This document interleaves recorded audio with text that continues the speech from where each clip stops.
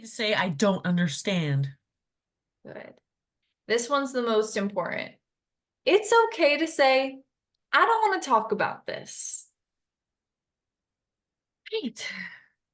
If there's ever anything we're talking about that doesn't make you feel comfortable, please let me know, Abby, okay?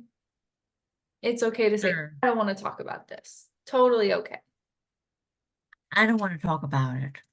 Right. Perfect way to say it. This is the first thing I'm going to ask you.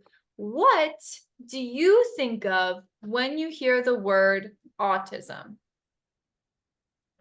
I don't know. I can't. That's a very good question. Okay. Do you want to take a moment to think, or should we move to the next slide? Move to the next slide. Okay. Here's what a lot of people think. Oh, are we feeling frustrated? Mom, what do I you want? think I think you need a break. I can see that you're not listening to her. I am listening. I want to Just listen. asked a really good Oh, I would question. love to do the first thing you said. What was What would you say we should do, Ryan? Okay. well, it's just she said, what comes to your mind when you hear the words autism? And so many things you talk about So with many it. things about autism. I feels like that. I can't get those words Okay, out. then you talk to her, but I'm just saying, is there anything I can do to help you focus right No, now? I am pretty focused. Okay. When I Yeah, hear the word autism, it makes me uncomfortable.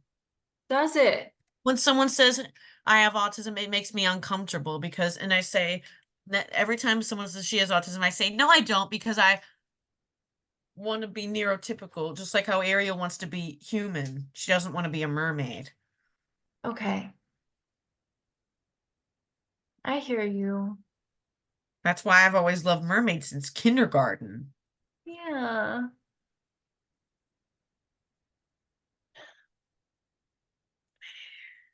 I could never put myself in your shoes. That's another expression. You know that one, right? Yeah.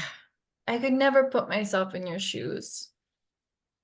I have not had the same experiences you have had with autism. So I Right. really appreciate you telling me. It just makes you uncomfortable. That makes sense. Right. And we don't have to talk about it a lot, but I do think it's important to understand yourself and Right. hopefully accept that side of yourself, right? You're not just autistic. You're a singer. You're a wonderful friend. You're a wonderful girlfriend. You're That's a right. wonderful performer. There's so much more to you than that diagnosis, right? Right. I was diagnosed at 2.5. I got diagnosed with autism. Right.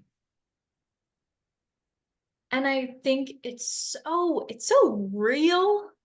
It's so real of you to, even though you've known for so long, for you to be able to say it still makes me feel uncomfortable. Yeah, because the autism, it was there were used to be a lot more boys with autism, which I didn't like. Okay. So is it okay for me to write that it makes you think of boys? No, that's an old thing. And Yeah, it's because of what happened in preschool, but I have an amazing boyfriend and I don't want to make him uncomfortable because I love him so much. oh, That was back then, doesn't apply anymore. okay. That's good. Um,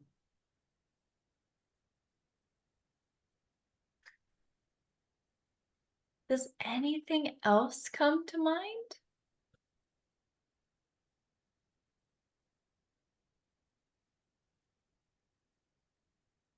like what? Like When learning how to stay in the moment, can we do that? sure, we absolutely can. Yeah. Do Current events, right here, right now, and grounding thoughts. That's good. Let's skip this slide. We'll move on to the next one. Because again, remember, it's okay to say, I don't want to talk about this. Okay. This is what the world sees. This is how the world sees autism a lot of times. Is number one, sensory seeking or sensory avoiding. It seems like you're a real sensory seeker when you're at the water park, right? Mhm. Yeah. A lot of people see stimming. A lot of people see repetitive behaviors. Some examples are echolalia. I had echolalia when I was 3 years old. Oh, cool. Yeah. You are not alone in that. What is echolalia? Great question. It's where you repeat what other people say. You don't know the meaning of words, but you just repeat what you hear. Fantastic. You already know what it is. We're going to talk about that today. Let's talk about echolalia. Like when I was 2 or 3, my mom asked me what I wanted for lunch, and she said, "What would you like for lunch? Hot dogs or peanut butter?" And I just looked at her like this and just said, "Hot dogs or peanut butter?" And then she had to take out the jars. She had to pull out the items, and she said, "Hot dogs or peanut butter?" And I went, "Hot dogs or peanut butter?" because I didn't know the meaning of words. That's such an awesome example of what we're going to talk about today. Because you are not alone in that experience. Right. Thank you for sharing that with me because that is not only an autistic thing. Did you know that neurotypical people also experience that? I did not know that. We're going to learn that today. Let me I've ask. always wanted to be neurotypical. I know. I'm learning that today. And I used to tell you that I used to get really jealous of neurotypical people.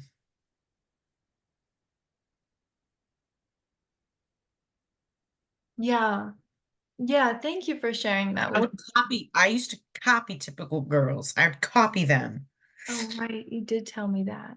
Yeah, like whenever a typical girl would sneeze, I would also sneeze because I was trying to do what they were doing, but my brain wouldn't let me. What is autism really?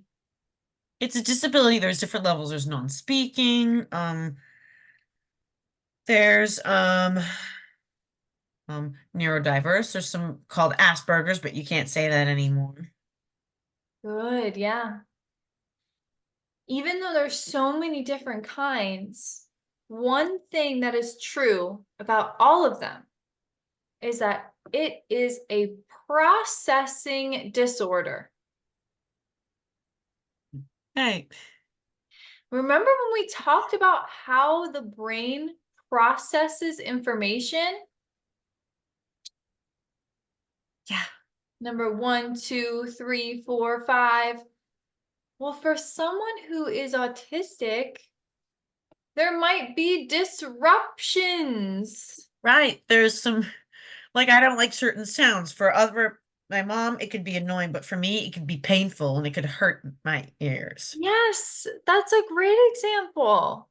Like, I hear babies crying. Like, when I hear 2-year-olds screaming, it hurts my ears. It hurts me, like, painfully. Oh my gosh, I'm so sorry. That's It's kind of same for like a Chihuahua or a Pomeranian barking. oh, Kind okay. of like a Chihuahua barking, Yeah, that can be a very similar sound to a baby. like a dog barking. Do you think we could Or use a rooster crowing. Same with roosters crowing. Like when roosters crow in the middle of the night, that's a trigger. that? Definitely is an annoying sound. So do you think we could use that example, maybe the baby crying example for this slide? Yes. Or a lion roaring in the middle of the night. Yeah, that would be scary for me. Or An owl hooting, a hooting owl. Right. So I'm going to use the baby crying example. Yeah, baby crying like I was in a restaurant and there was this baby on the other side of me crying and they were so close to me. Oh, no, and that was really painful. Yeah, it's just that's why I say that nothing. It just says I don't like that. I feel uncomfortable. When I hear a certain noise, I don't like. It has to be certain. Okay. Do you think I could use the example of when you saw a baby on the plane? Who told you about that? Your mom did. Yes, you should tell me that. You should. Okay. So Let's do it. number one was your senses saw the baby, right? Yeah, it was a And super tiny little infant. yeah. And as soon as you saw the baby, you were overstimulated, right? Yeah.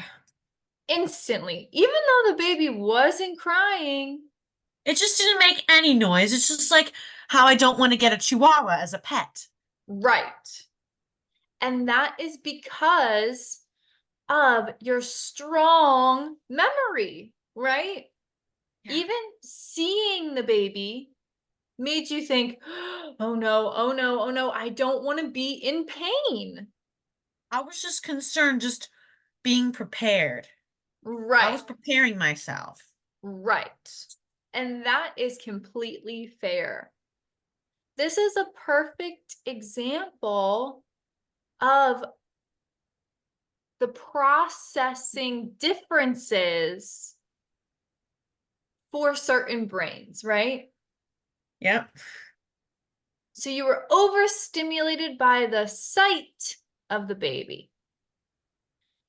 Your Right. body decided not to send the hearing information to the brain, because if it did, you would have known, okay, the baby is being quiet, everything is okay.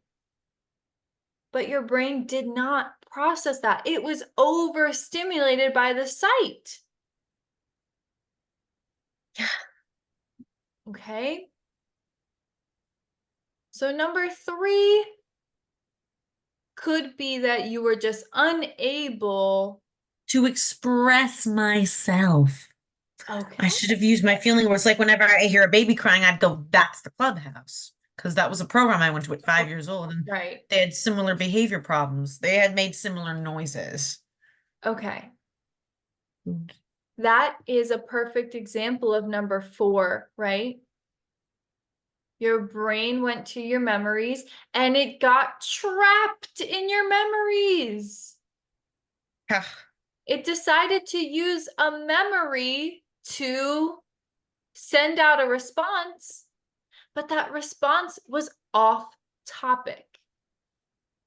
If someone didn't know you, they would have no idea what you meant by the clubhouse. Right. Right.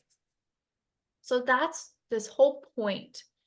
I really appreciate you talking about autism with me, because you did tell me it makes you feel uncomfortable, but I'm really proud of you, and thank you so much for taking the time to talk to me about it. Thank you so much. Yeah, I really think it's important for you to know that number 1, you are not autism. You are Abby, right? More than autistic, like speaking of autism, there is a Sesame Street character who has autism, and her name is Julia. Oh, that's nice She's to from see. Sesame Street and she has autism. That's so nice to see that character on TV. She's a Muppet with autism. Yeah. So I'm gonna finish what I was saying. Number one is you're not autism, you're Abby, right? There's so Right, but much. I am still on the spectrum. Yes, but I that's am on the spectrum. right. That's also a very big part of your life and still is. And it's important to know that your brain processes information a little differently. Mostly, it's with this number 4 step. You get trapped in your memories Right. and you can be unable to get the words out, right? That's what we're going to work Hi, on. my name is Ryan Sutera. I'm a speech language pathologist working with Abbey Romeo on her goal of becoming an even better communicator. Right now, she's experiencing moments where she is trapped in her memories and unable to use descriptive language, so she relies on her categories and her Gestalt phrases to express herself, even if others don't know what she's talking about. She shared with me that this is affecting her relationships, including her very public relationship with David, and she consented, as well as her mom, on sharing this therapy journey with you all for many reasons that we'll get into. But right now, let's just talk about what we saw. So I started off with affirmations because Abby and everyone deserves to know that you can learn new things, you can do hard things, and most importantly, it's okay to ask for a break or say, I don't want to talk about something, or say, I don't understand something. And I include these in every lesson that we do, but I had a feeling that the last affirmation that says, it's okay to say, I don't want to talk about this, might be particularly helpful for Abby to review because we were talking about autism this day. But she bravely chooses to share her experiences with the masses for the purpose of education. And as you can see from the clip, her diagnosis still sometimes makes her feel uncomfortable because autism is a disorder. Something I want to make abundantly clear is it is not Abby's job to be a spokeswoman for autism, and she owes us nothing. So this is one of the main reasons we're choosing to share this journey, because it's honest. Of course, autism appears differently for every autistic person, but for Abby, her processing differences take a personal toll on her and affect her relationships. I mean, we could see that in the clips, right? It was clear that she was uncomfortable with the topic, and I was willing to skip over the slide. But given a little encouragement, she made the willing sacrifice to be vulnerable, and I'm so proud of her. She answered those questions for the sake of growth, education, and hopefully, potentially, some more self-acceptance. And this is another reason I want to share this journey, because it goes beyond autism. Abbey is an inspiration for anyone trying to achieve a goal. Pushing yourself to achieve something you really want is never going to be easy. It will present you with a lot of challenges. But if you can push past the discomfort, you can achieve a lot. And Abbey is brave enough to do that. So we're educating Abbey like the adult that she is, and teaching her about autistic brain processing, how the majority of brains process, and also Gestalt processing. There's nothing wrong with thinking in categories or using memories to make quick judgments. We all do that. But again, it is a goal for Abbey because it is bleeding into an area where people don't understand what she's saying when she really needs to be understood. And as you can see from the clip, Abbey is very responsive to the phrase off topic, saying that her response was off topic. But I want to make it clear that I think it's more accurate to say that she's thinking in memories and responding in memories. So I wouldn't necessarily say that speaking in memories is off topic, but I'll give you an example. So when Abbey doesn't like something, she'll say, that's a Disney villain eating a vegetable. And obviously, if you're not familiar with her, you wouldn't know what that means. But she demonstrates so much awareness of her triggers and the exact sources of them, and definitions of things she experiences, like echolalia or feeling overwhelmed and unable to get her words out. She's told me that in the past she's felt like she was unable to control her brain and she experienced moments of jealousy of neurotypical people. And that's why I told her, and another reason I'm telling all of you, that knowing the reason why your brain processes the way that it does will lead to self-acceptance, and it will lead to a betterment of being able to control certain processes. She is an adult that deserves to accept herself, and you deserve to accept yourself too. So if you'd like to stick around for this journey, please follow along on YouTube, TikTok, Instagram, and Facebook now at Support the Spectrum, and thank you for watching.